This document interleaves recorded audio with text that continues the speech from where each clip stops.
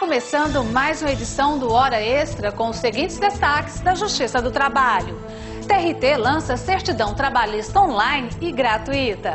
Trabalho em regime de tempo parcial é tema do Fique Sabendo.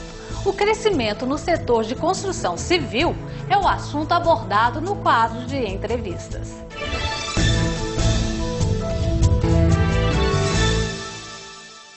O Tribunal Regional do Trabalho de Goiás passou a emitir a certidão de distribuição de ações trabalhistas via internet.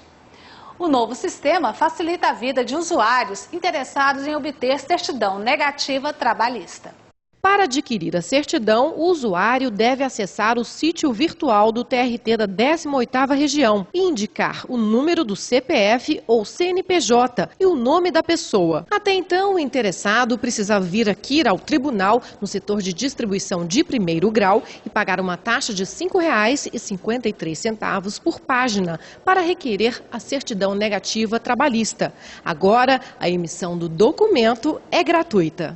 O secretário de Coordenação Judiciária do TRT de Goiás, Marcos Antunes, explica que a certidão é emitida a partir de consulta na base de dados das partes demandadas na Justiça do Trabalho e não das partes reclamantes. A certidão ela pode ser obtida por qualquer pessoa, mas sempre em relação à parte reclamada, não em relação à parte reclamante.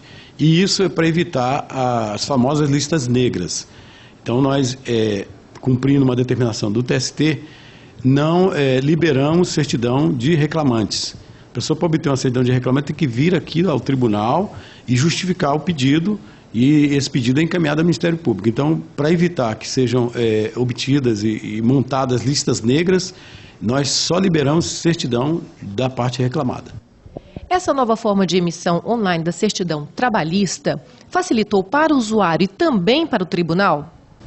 Sim, para o usuário facilita porque ele tem à disposição dele, durante 24 horas do dia, a possibilidade de obter a certidão de forma gratuita e sem a necessidade de vir aqui ao tribunal para obter a certidão. Para o tribunal, ela facilita na medida em que não há dispêndio de trabalho para os servidores, né? Nós desafogamos os balcões das secretarias e do tribunal. Também o prazo é muito mais curto. A certidão obtida tradicionalmente, ela sai em 48 horas, enquanto que a certidão online ela é imediata, a pessoa obtém imediatamente. O sistema online também possibilita a verificação da autenticidade da certidão mediante o número de controle constante do próprio documento. O Fique Sabendo dessa edição aborda o trabalho em regime de tempo parcial. O contrato de trabalho por tempo parcial não retira os demais direitos e obrigações que norteiam as relações trabalhistas.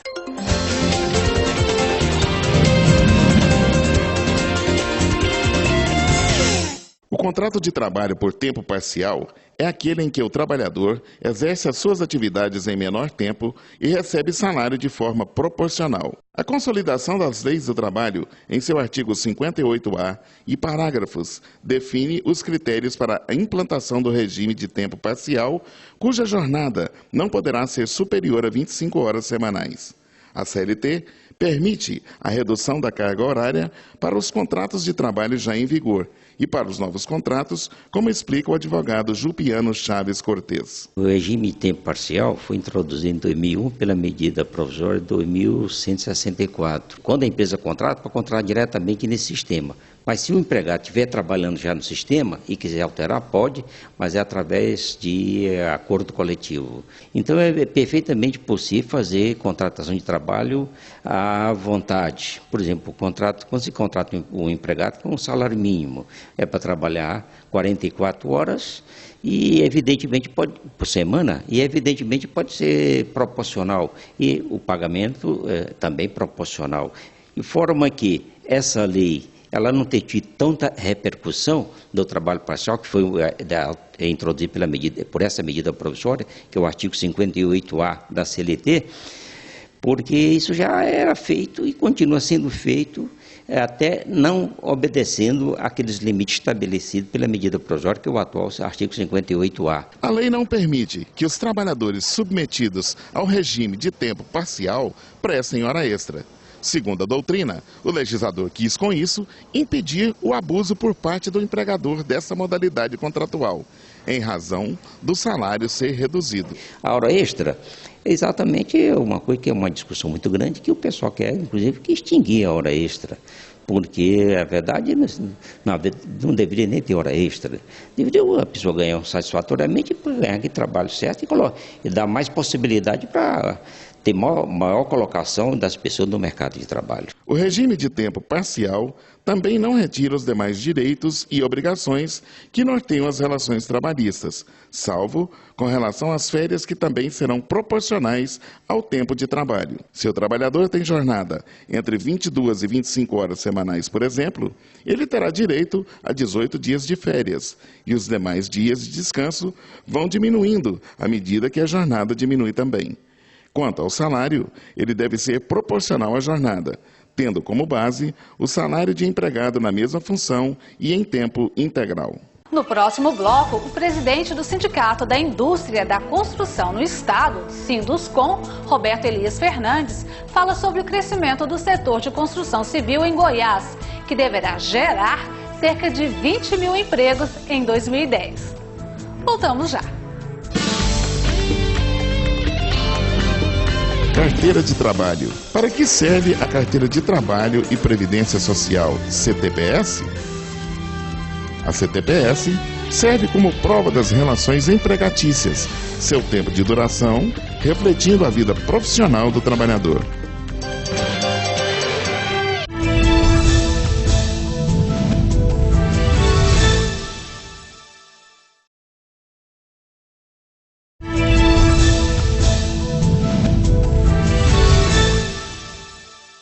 Goiás está se transformando em um verdadeiro canteiro de obras.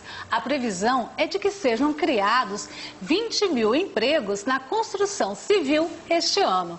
Um fator positivo para o crescimento do setor é a grande oferta de crédito imobiliário, a maior da história, segundo o Sindicato da Indústria da Construção no Estado, Sinduscom. Com o boom imobiliário, também há o aumento da exigência por mão de obra qualificada. Para falar sobre o assunto, nós conversamos com o presidente do Sinduscom, Roberto Elias Fernandes. Obrigado pela presença. Eu que agradeço a oportunidade. Doutor Roberto, poucas vezes na história do Brasil e de Goiás venderam-se tantos imóveis. Esse crescimento é recorde? É recorde, a gente espera realmente o melhor ano da história. E por que isso? Aumentamos muito o crédito, o juro baixou, as pessoas puderam colocar o imóvel como parte do seu orçamento. Antes as pessoas queriam comprar um celular, uma moto, um carro. Hoje elas viram que cabe na renda da família um apartamento e uma casa, que é um bem durável e que vai se valorizar enquanto ele paga as prestações, diferentemente do carro e da moto, que vai se desvalorizar. Então realmente estamos vivendo um bom momento e que vai durar ainda por muitos anos, se Deus quiser. Esse grande crescimento gera um receio nas pessoas de que haja uma saturação do mercado, que se crie uma bolha imobiliária. Nós corremos esse risco? Muito oportuna a sua pergunta, para a gente poder explicar isso para a população. Não corremos esse risco. Primeiro porque o nosso déficit de moradias é muito grande. Nós estamos falando de algo em torno de 6 a 8 milhões de moradias que falta para o nosso país. Então você veja, além disso, o crédito nosso está apenas 3% do PIB hoje que são investidos no mercado imobiliário. Há países aqui mesmo, o Chile, o México, 17% do crédito. Os Estados Unidos, 80% do crédito. A Holanda, mais de 100% do crédito. As pessoas já estavam comprando a segunda, a terceira moradia. Então não corremos esse risco, temos que aumentar muito o crédito. Se nós, ao final, aí, daqui 15 anos, estivermos com todo o nosso déficit de moradias resolvido, aí sim a gente tem que ter mais cuidado. Mas dentro de 10 a 15 anos nós não corremos esse risco de bolha, porque a população precisa morar. Hoje a população está morando aí de favor, fazendo um puxado na casa da sogra. Então temos espaço para crescer com sustentabilidade. Então o governo acertou no momento em que concedeu crédito à população de baixa renda? Sem dúvida, era uma grande luta já há bastante tempo que o setor da construção, o Sinduscons do Brasil inteiro, a CEBIC, que é a nossa Câmara Brasileira da Indústria da Construção, luta por recursos e principalmente para quem ganha menos. Porque a classe média ela já vinha sendo atendida, a renda dela é maior, ela conseguia pagar as prestações. Mas nós precisamos no Brasil, o maior déficit nosso é para quem ganha de 0 a 3 salários mínimos. E o governo com esse programa Minha Casa Minha Vida, que eu repito, ainda não decolou, mas vai decolar, nós vamos estar vendo aí agora neste ano de 2010, muitas inaugurações de conjuntos habitacionais. Então, essa faixa ela está ganhando um subsídio. Veio do orçamento da União. E muitas pessoas preocupam, falam, poxa, mas o governo gastar com subsídio é tão interessante que quando você aplica na construção do apartamento, na construção da casa, a cadeia produtiva da construção, ela é tão dinâmica que ela acaba pagando isso para o governo, voltando isso para os governos através dos impostos. Então é a areia, é a brita, é o tijolo, é o cimento, até mesmo os móveis, que a pessoa vai mudar para casa nova, ela quer móveis novos, movimenta todo o mercado, as lojas, o ICMS, o IPI, o ISS, então acaba refletindo para o próprio governo investir na construção. Hoje a maior negociação de imóveis é direcionada à classe baixa, à classe média ou à classe alta? Olha, nós vínhamos de oferta para a classe média. Com Minha Casa Minha Vida, com mais recursos, como a gente falava agora há pouco, então nós estamos exatamente naquele momento da migração. As construtoras estão, a partir desse momento, atendendo mais a quem ganha menos. Na faixa de 0 a 3, de 3 a 6 e algumas construtoras de 6 a 10 salários mínimos. Então a gente está vendo cada mês abaixando o valor médio das unidades que são ofertadas. Para você ter uma ideia, há cerca de um ano atrás, o apartamento médio ofertado em Goiás era R$200 mil. Hoje já está em R$130 mil e vai cair mais. A gente espera que esse número chegue aí por volta de R$80 mil, permitindo a toda a população comprar o seu imóvel. Mas o imóvel de alto padrão está também aquecido à venda? Ele vai ter uma consequência natural porque teve uma oferta muito grande. Então a tendência do imóvel para a classe de renda mais alta é uma estabilidade e um crescimento maior para as classes de renda mais baixa, as classes de renda popular.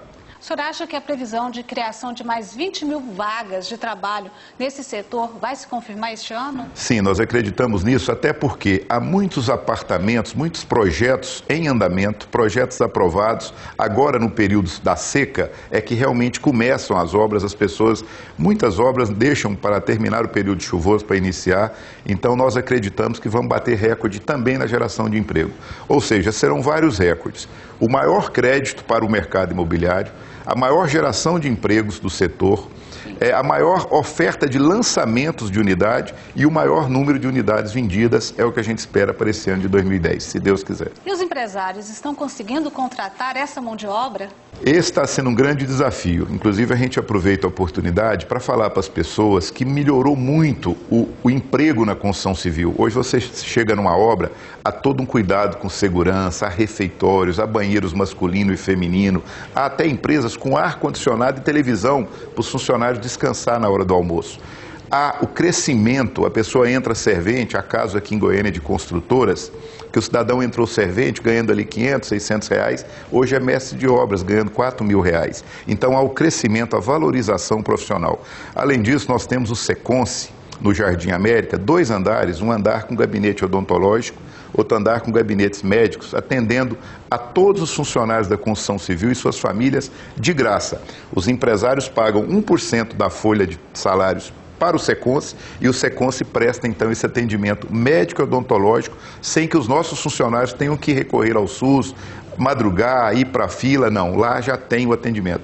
Além disso, temos 4 trailers em convênio com o SESI, que vai na obra tratar de dente, o funcionário só desce do prédio, trata de dente e volta para trabalhar, evitando deslocamentos. Muitas vezes para ir num dentista, perde-se uma manhã toda ou uma tarde toda, então a gente está com 4 trailers em Goiânia também com esse serviço. Então a gente recomenda às pessoas que querem trabalhar, procurem o Senai da Vila Canaã, nós temos 32 cursos lá, pedreiro, azulejista, pintor, carpinteiro, armador.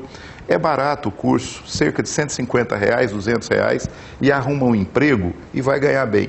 Muitas vezes o jovem faz um curso de informática e não consegue emprego. Então vá ser eletricista, encanador, pintor. Cursos técnicos hoje nessa área estão cursos sendo técnicos. muito procurados. As mulheres também têm vindo para o setor, como azulejistas, rejuntadoras. As mulheres são muito caprichosas. Cada dia mais a construção civil tem recebido as mulheres. É um bom ambiente de trabalho.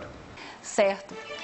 Nós vamos para um rápido intervalo e voltamos já. Hoje falando sobre o crescimento do mercado imobiliário e as consequências para o mercado de trabalho.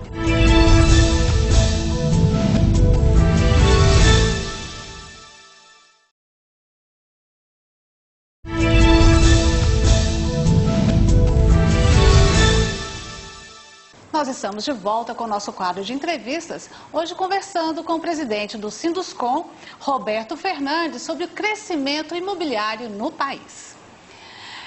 Doutor Roberto, o senhor falou sobre a presença da mulher na construção civil. Essa presença é bem-vinda? É muito bem-vinda, elas fazem o serviço com muita competência, com muita qualidade, e elas começaram fazendo limpeza, rejuntando, hoje já são azulejistas.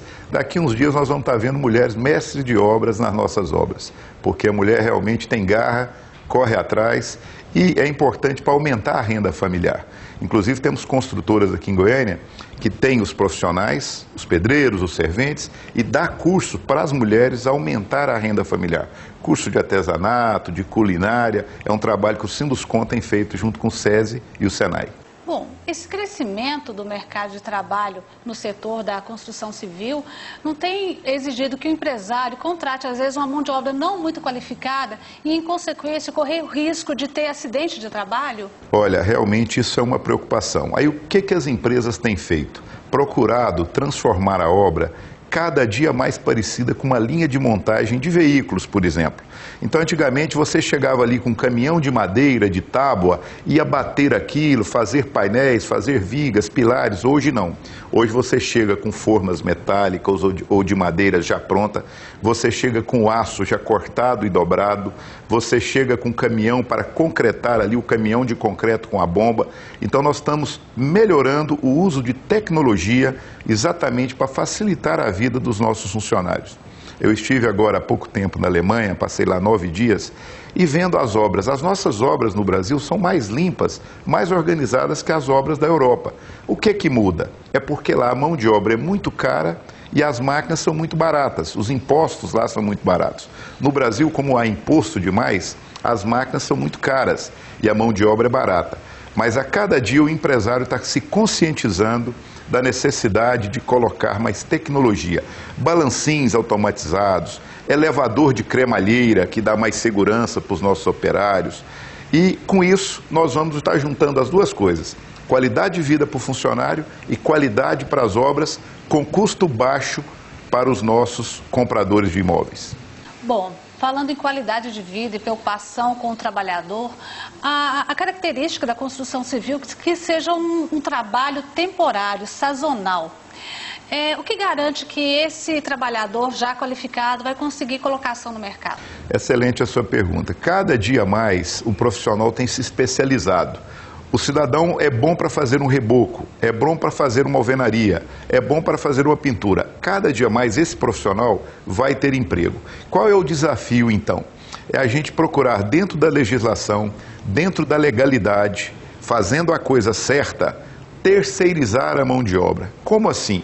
A empresa não ter aquele profissional somente 3 meses na alvenaria, mas não, ter uma empresa especialista em alvenaria, uma empresa especialista em forma, uma empresa especialista em reboco, pagando corretamente, registrando, recolhendo todos os tributos.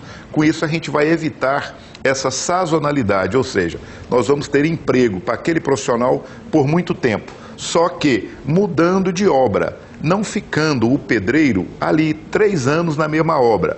Então, essa terceirização já é uma realidade no país, em Goiás? Falta legislação ainda que contemple toda essa terceirização, mas a gente tem avançado porque as construtoras querem fazer isso de forma correta, de forma legal, ou seja, assumindo todos os encargos trabalhistas, INSS, FGTS, fazendo a coisa correta. Precisamos ainda de uma legislação mais flexível que facilite a terceirização da mão de obra. É um avanço que a gente espera. Uma preocupação da população é quanto à verticalização das cidades. Isso não gera saturação da rede de esgoto, do trânsito da cidade, não gera um grande impacto e afeta a qualidade de vida do cidadão? Ela é uma pergunta bem ampla e exige uma resposta bem cuidadosa e bem explicada para a nossa população entender. Em primeiro lugar, nós queremos evitar o que houve aqui no setor Bueno, esses prédios muito próximos um do outro, em ruas estreitas, trazendo transtorno para o trânsito, como você falou, rede de esgoto, rede de água. Então, com isso, no plano diretor, que está há 2 anos em vigor, o novo plano diretor de Goiânia, contempla a verticalização ao longo dos eixos do transporte coletivo, ao longo da T63, da Anhanguera, da T2, onde passa ônibus, para facilitar o deslocamento da população através do transporte coletivo. Mas para isso, o prefeito de Goiânia, a prefeitura de Goiânia, precisa implantar os corredores exclusivos de ônibus, os corredores preferenciais de ônibus, a população, os empresários, criar mais estacionamentos para esses veículos, de forma a melhorar a vida de quem anda de ônibus, chegar mais rápido ao emprego. Nós precisamos de alguns investimentos simples, mas importantes, como a informatização de toda a rede semafórica de Goiânia, criando as ondas verdes. Gente, é impossível uma pessoa no ônibus lotado parar no sinaleiro, abre, parar no outro sinaleiro. Tem que criar as ondas verdes e ele seguir a T9 todo o tempo sem parar em nenhum sinaleiro. Essa é a realidade de Goiânia, mas a gente pode transferir essa realidade para a maioria das capitais do país. É verdade. E com 5 milhões de reais você cria onda verde em toda a Goiânia. Então nós precisamos desses investimentos. Outra coisa que tem que se fazer... O poder público tem que investir mais. Eu não sei se você sabe, mas hoje para fazer um prédio em Goiânia é preciso pagar a licença onerosa. É um valor que você paga para poder fazer o prédio. 500 mil reais de um prédio. 100 prédios, 50 milhões de reais. E onde a prefeitura tem investido esse dinheiro? Precisa investir no trânsito. A Saneago tem aumentado a arrecadação, não tem investido na melhoria da rede de esgoto. Quando que a gente viu falar em aumentar, em melhorar a capacidade da rede de esgoto? E a rede de água? E a Aparecida que não tem água? E as obras complementares da barragem do João Leite que estão lá paradas? Está pronta a barragem, mas precisamos... Problema de infraestrutura. Exatamente. E recursos existem. Por quê? O próprio mercado imobiliário, você tem um terreno, aquele terreno paga R$1.000 de IPTU, vira um prédio com 60 unidades, cada um vai pagar R$500. 30 mil reais que passou a arrecadar, ou seja, multiplicou 30 vezes o valor que a prefeitura, que a Saneago, que a Celg aumentou a arrecadação. E onde está essa contrapartida? Onde estão esses investimentos? Então a gente faz um apelo aqui que a Saneago volte a investir, que a prefeitura volte esse dinheiro realmente para melhorar o trânsito de Goiânia, a sinalização de Goiânia, o nosso transporte coletivo, as nossas redes de água e esgoto, porque o mercado imobiliário quer uma cidade boa. Ele não quer uma cidade tumultuada, uma cidade difícil. Não é bom. Você veja, a gente é parceiro da prefeitura nos lagos, como o Parque Flamboyant, como o Parque Cascavel, porque a gente quer qualidade de vida para a nossa população. Não é bom para o mercado imobiliário uma rua engarrafada, um problema de esgoto. Só que a gente investe e o poder público não tem feito a parte dele. Eu conversei com o presidente do Sinduscom, Roberto Elias Fernandes, a respeito do crescimento imobiliário no estado. Doutor Roberto, mais uma vez, obrigada pela presença. Eu te agradeço a oportunidade de a gente prestar esses esclarecimentos à nossa população. Obrigado. Obrigada. Essa edição do Hora Extra chega ao fim. Muito obrigada pela sua atenção e até a próxima semana.